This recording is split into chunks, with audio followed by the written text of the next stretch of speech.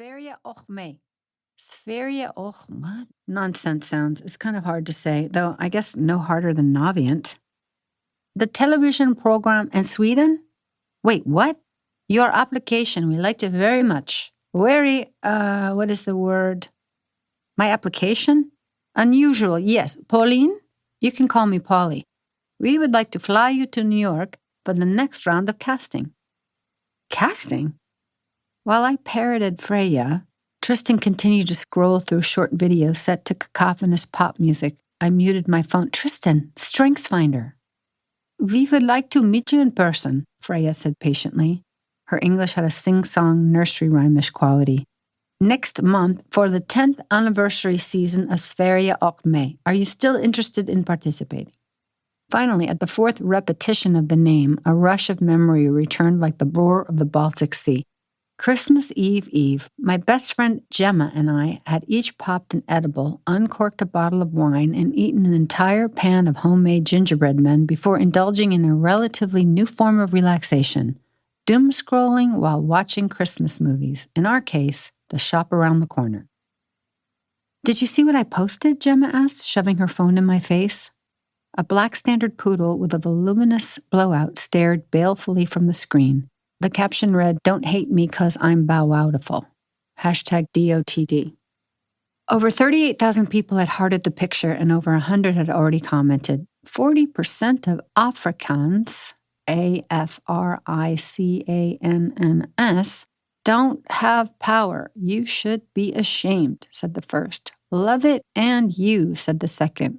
I should explain that Jemma is a celebrity dog groomer. This means she's become quite famous for dog grooming, not that she grooms celebrities' dogs, though I wouldn't put that past her.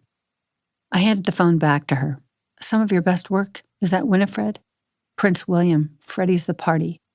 Jemma continued to scroll. Princey's such a baby. You should have heard him cry when I clipped his nails. Wait, oh my God, Paulie, look what my aunt just posted. She shoved her phone back in my face, then snatched away laughing. Some kind of casting call. Her voice assumed a newscaster's gravitas. Do you like to travel? Do you like adventure? Do you have Swedish ancestry and a strong urge to learn about your heritage? Apply now and don't miss this once-in-a-lifetime opportunity. What? I had guffawed. Your aunt's Jewish, right? Then Jemma explained that Orthodox Aunt Cecile had recently gone hog wild for genealogy. She joined 1,000 online forums dedicated to ancestral self-discovery, including many with no connection to her own genetic line. Hold on, I'm texting her. Tap, tap, tap. A moment later.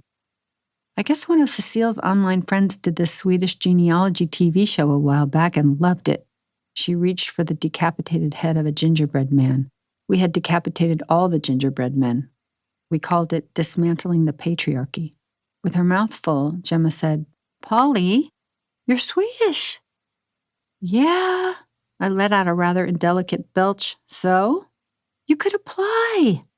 I felt my eyebrows knit together. No thank you.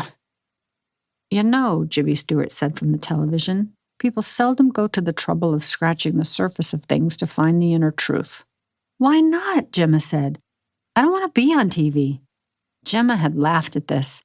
Everyone wants to be on TV. That's not true. I raised my voice. Declan, do you want to be on TV? No, came my boyfriend's muffled voice from his home office.